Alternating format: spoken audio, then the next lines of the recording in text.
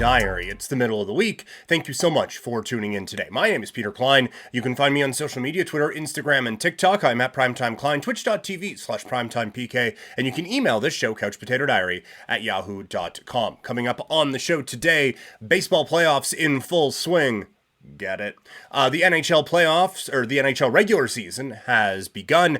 We get into CFL Power Rankings, and we start our look at the National Basketball Association with a quick refresher looking at the top players in the NBA heading into the upcoming season. So that is what is coming up. If you're watching this in video form, subscribe to the channel, like the video. That stuff really does help. Leave a comment if I said anything that you disagree with. Podcast-wise, you can subscribe, rate, and review wherever you can. That stuff really does help, and I really appreciate it. So let's get into it, starting with Major League Baseball.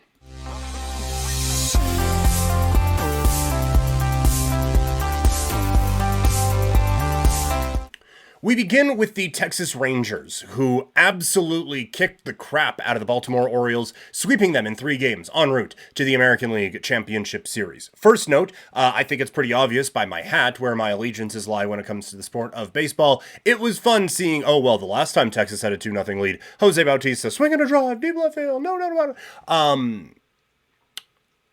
That was pretty fun. But getting to the actual baseball part of it, the Texas Rangers just annihilated Baltimore. That offense, when it is clicking, it is scary good. We saw that all season long. But Simeon leading things off. You have Garcia, who is always a threat to hit one to the moon. They just have, it feels like they have home run potential up and down their order. And that can be a whole lot to deal with. And that's kind of what you want in the postseason when the pitching, in theory, is supposed to be better. And we'll get to that in a second. It's a bit more difficult to string 4, 5, 6 hits in a row together. Sometimes it's nice to just hit the fuck out of the thing, and that's what the Texas Rangers were able to do. But the big player for them this series and this season was Corey Seager. They said on the broadcast last night that he leads the league in doubles, even though he missed about 40 games this season. He hit over 300. He has been a franchise changer for this club. This is free agency working in Seager's case. He has been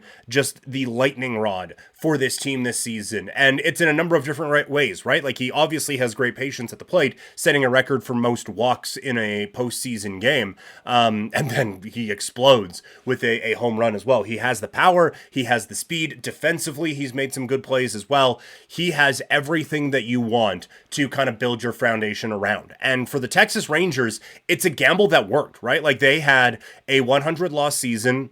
They go out and make 2 big splashes with Marcus Semien and with Corey Seager. And they understood, look, probably not going to be good the next year, but we're building something here. When you have a chance to get foundational pieces, franchise cornerstones, you just go out and do it. It takes a lot, right? Like, it takes an owner who is willing to spend and accept that, look, I know you just spent $500 million on 2 players. We're probably only going to win 70 to 75 games next season. So this is definitely a big move, a bold move from the Texas Rangers, and one that paid off. I think at least has paid off for them. And then they understood you have to continue to build around it. But this was something that changed the course of this franchise with an absolutely foundation building move, bringing in Corey Seager. And then they go out and add Nate Eovaldi, who is phenomenal and has showed up in big playoff performance after big playoff performance throughout his postseason career. And now you start to see oh man, they've really built something out in Texas, and now they're off to the American League Championship Series and will be a threat to whoever shows up on the other side. Speaking of the other side, the American League Championship Series, the American League Division Series between the Houston Astros and the Minnesota Twins goes to a Game 4 this afternoon, with the Astros 1 win away from moving on. And last game, yesterday afternoon, I hate to bring everything into a Blue Jays lens, but everything from that game was incredibly frustrating from a Blue Jays standpoint. You watch how the Houston Astros attacked Sonny Gray, and that is how the Blue Jays should have attacked Sonny Gray. Sonny Gray did not pitch infinitely better against the Blue Jays than he did against the Astros. He was missing some spots against the Astros. He was missing those same spots against the Blue Jays. He had some issues with base runners against the Astros. He had issues with base runners against the Blue Jays. I thought AJ Przinsky and Adam Wainwright did a phenomenal job on the TV broadcast breaking it down, but you could see the approach. They had a game plan going up there where the Blue Jays were just like, I don't know, fucking swing at something. The Astros had a game plan in mind and executed it to perfection. The Astros get first and second in the first inning. When the Blue Jays did that, they got no runs. When the Astros did it, they got 4. This was a hitting masterclass from the Houston Astros in Game 3 against Sonny Gray, and it has them within a win of another trip to the American League Championship Series. They were disciplined in their approach in attacking Sonny Gray. They were waiting for breaking pitches, and they were taking advantage of them. Everyone except Yordan Alvarez, who can hit everything because a baseball looks like a beach ball to that guy right now. But it was an excellent, excellent approach all game from the Houston Astros that paid off with a 9-1 win. But on the Yordan Alvarez tip, he is on another level right now. And it seems like we say that every postseason, but then every year when we talk about the best players in the league, oh, it's Ohtani, it's Acuna, it's Judge. And yes, all very good players. But Yordan Alvarez has to be included amongst, if not the best players, then at least the most dangerous hitter in the sport right now. He is on an absolute tear. The first pitch that he hit that ends up technically being called an error, which is a little rough on Kirilov, I think. But it's a fastball that's off of the plate. Like, off of the plate. And instead of like, oh, broken bat, whatever, he's able to turn on it and hit it with great force down the first base line for a double. It's remarkable what this guy is able to do with a bat, and I have no idea how you pitch him right now. The answer probably is just you don't. But it's setting up what should be a fun one today as the Rangers sit and watch 3 playoff games. The Braves and the Phillies will break their 1-1 deadlock this evening. The Dodgers look to keep their season alive down 2-0, and the Astros look for another win to put away the Minnesota Twins. So that's what's going on in the world of baseball. While the baseball season is winding down in the postseason, the hockey season started yesterday.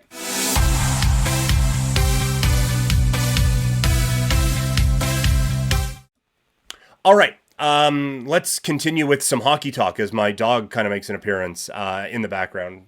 Hey, you good? Let's just run through the 3 games from the NHL last night. The Tampa Bay Lightning with a 5-3 win over the Nashville Predators. The top players for Tampa Bay stepped up in a big way. Like that was a game where your top players are your top players. Tampa Bay's top guys showed up in a phenomenal way. Point was on fire right from the word go. She almost knocked my TV over. Point was on fire right from the word go. Kucherov was excellent as well, both in playmaking, which I think he is wildly underrated in. I think he is an excellent, excellent passer, and I don't think he gets the credit for that. But yeah, Point and Kucherov were on fire. Sergachev supporting, Stamkos supporting as well, and Hedman doing his thing offensively. The power play is always going to be lethal, but it was in sync in night one. Paul with a great net front presence to capitalize on a couple of goals. But yeah, the main takeaway was Tampa Bay's players, best players, were their best players on night one. Now, they do let the Preds back into this one. The shots, I think, were 14-2 after 20 minutes of play. Tampa Bay is a team that I think has a significant offensive edge against many teams that they play. That this one seemed to be one of them, but they did let the Predators back into this game. And again, a bit of it was on the power play, but Philip Forsberg with a nice reminder on a national stage, hey, just remember, I'm still one of the most talented hockey players on this planet, with a couple of really, really nice setups that gets Nashville back into it. In the end, the Lightning do come away with a win, but I think this is how they're going to have to win a lot of these games. It's like 5-3, 4-3, like those types of things. It's not going to be a lot of 2-1 for Tampa Bay this season. After that, it was Chicago taking on the Pittsburgh Penguins. And look, Pittsburgh offensively looked like a juggernaut in this game. And Peter Mrazek was strong to the task on a number of occasions. But the phenomenal feed of Malkin to Gensel to set up a chance. And Crosby with a great back check creates a turnover, sets up the Rust goal. Like, this team offensively can do some scary things. But this was the problem with the Penguins coming into this one that we all, or at least I, kind of had. They can't defend. That was an atrocious defensive effort, just breakdown after breakdown. The middle of the ice, the high danger zones were wide open for Chicago in this one, and that's how they were able to get back into this game. But defensively, Pittsburgh really needs to shore some things up, because that was kind of putrid from the Pittsburgh Penguins in this one. On the Chicago note, obviously all eyes on Connor Bedard, and it wasn't the 4-goal outing that Austin Matthews had in his debut, but that just a quick little pass, drawing a defender to him, then a quick little bank pass to Vlasic, and he had basically half of the ice wide open to him. Creates a shot that stopped, rebound, Donato puts it in to help tie this game up for Chicago. Bedard, you can see already that he sees the game at a pretty high level. The quick shot that he got in tight shows that release is legit. He's going to be pretty good, I think, so far. I still feel fine about taking under 30 goals for Connor Bedard, but he's going to be fine this year. And then it was banner night for the Vegas Golden Knights as they celebrate their 2022-2023 Stanley Cup Championship win by taking on the Seattle Kraken. And this score is going to make this game seem a lot more excited than it was, but Vegas still comes out on top with a win, and they looked really good again. Like, they are relentless in all areas of the game, but that forecheck is ridiculous. Like, the Marchessault goal is going to be a comedy one forever, as Tanev is going to pass it. Marchessault just NHL 23 style sticks his stick out, hits the poke check button, and it pokes the puck into the net. You're not going to see another goal like that this season. Marchessault will absolutely take it, as his hot finish to 2023 carries into the start of the 23-24 season with a goal there. But they created so many opportunities for themselves just with how relentless they are. And this is what I was saying last year in the postseason.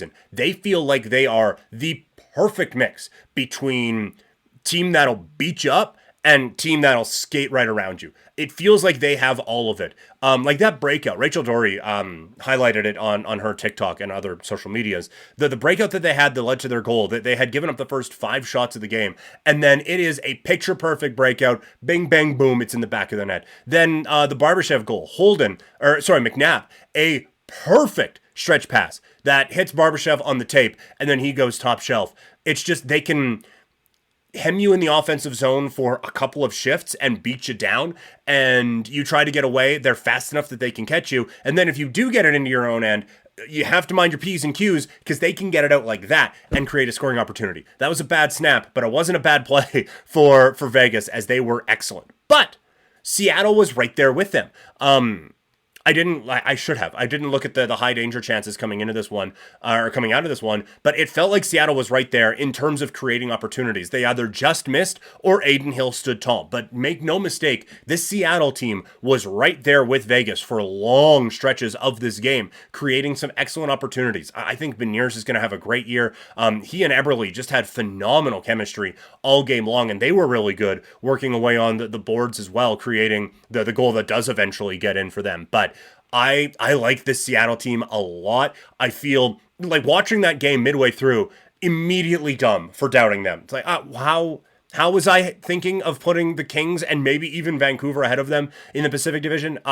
No. This is a team that is on another level right now. And watching that game, and again, like, this is where I'm from, watching that game through a Flames lens, Calgary is going to have to step their game up this year, because that is where the bar is in the Pacific Division. Those two teams last night showed exactly why the Pacific is viewed as such a difficult division, because they both brought it and they looked really good. Full slate of games from the NHL coming up tonight. It should be a lot of fun. So that's what all happened last night. Let's go back to the weekend. It's time now for CFL Power Rankings.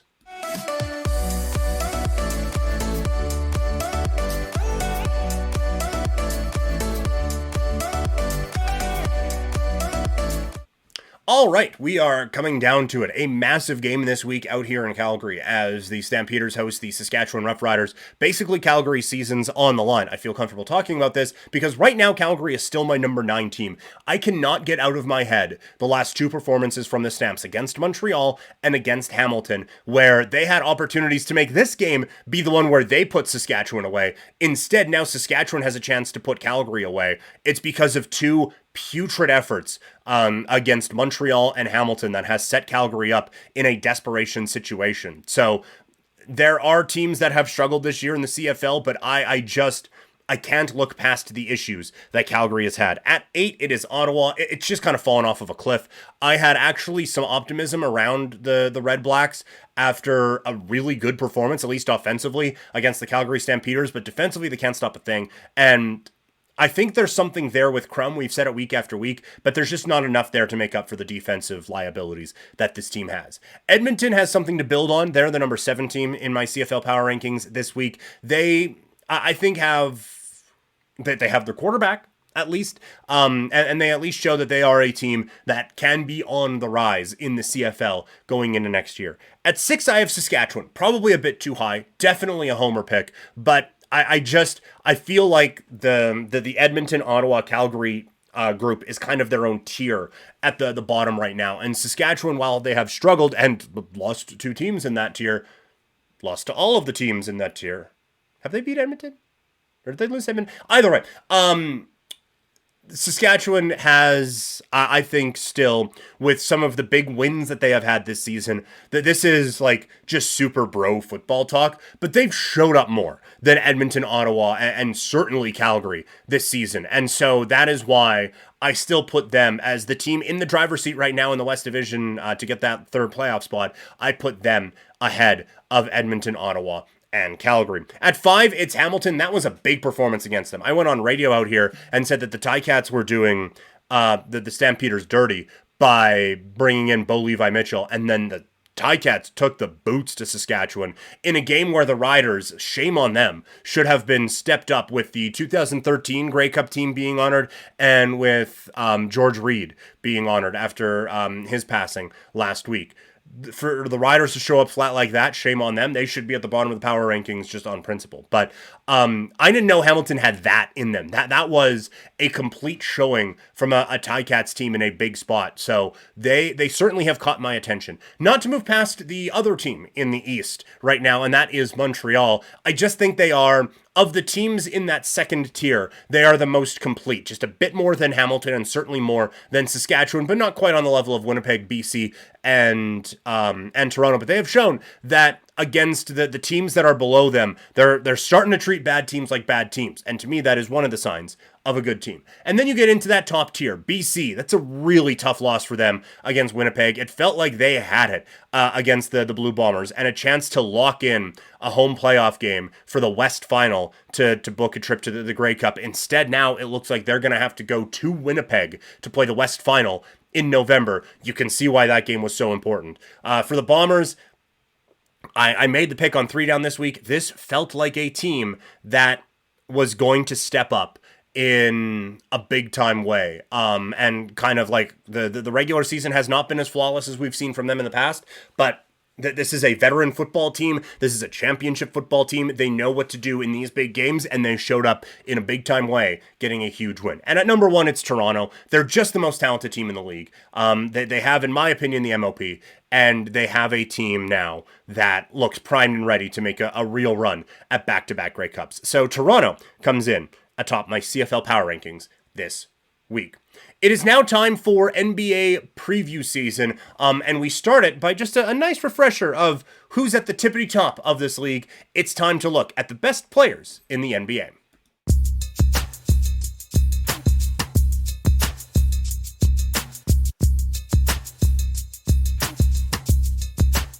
All right, counting them down, 250 to 1.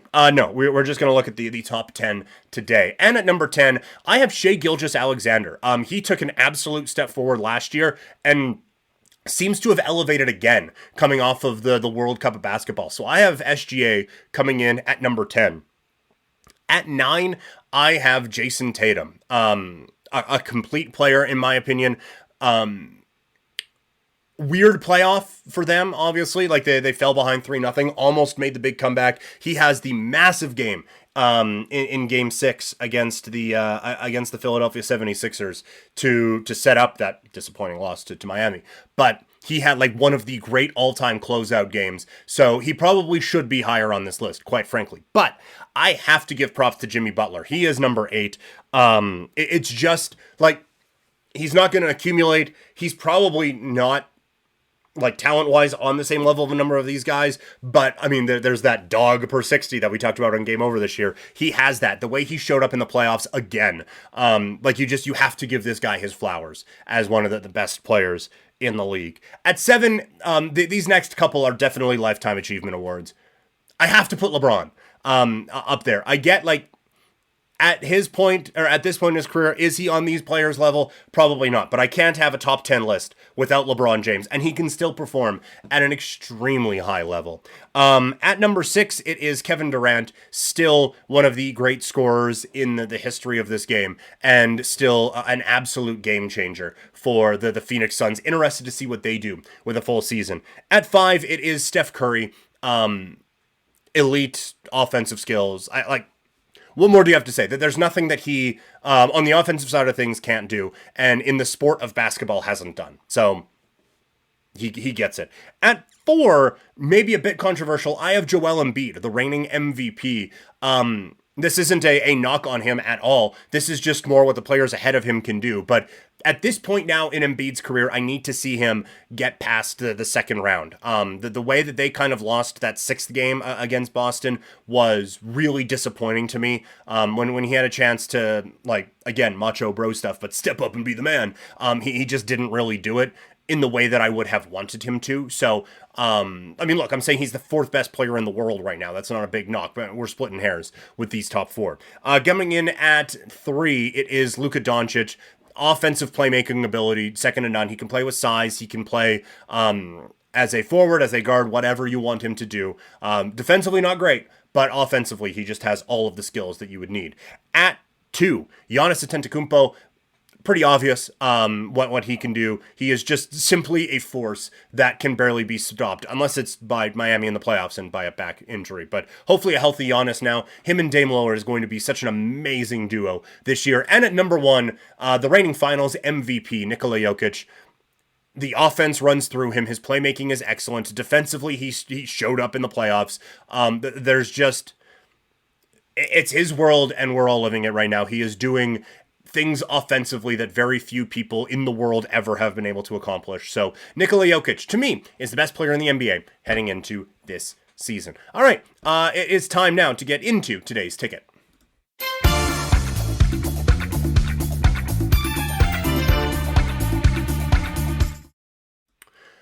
5 games on today's ticket. We're doing all the baseball and a couple of the hockey. We will start with the LA Dodgers. I have them to win by a 1.5 against Arizona. Lance Lynn has pitched in playoff situations before, and while Arizona's offense has been on fire, I think Lance Lynn pitches in a way that is going to help him out in a more hitter-friendly ballpark in Arizona. So, and again, this is another one. I just don't see the Dodgers being swept. That logic didn't work against Baltimore, but it can't be wrong twice, right? Houston, plus 108 against Minnesota. I did not see anything in game 3 that would lead me to believe that this series is going back to Houston for a game 5. The Astros offense is just unstoppable right now. The Twins had some chances for sure, but against Urquidy, I think Houston has a better pitcher going, and they're the underdog. I'm getting them at plus 108, so I like that for sure. I'm also getting Atlanta at plus 108. They are going up against Aaron Nola, but I just feel like the momentum they built off of a wild Game 2 win is going to carry them over into a Game 3 victory here tonight. And then 2 from the National Hockey League. Colorado minus a goal and a half against the LA Kings. Not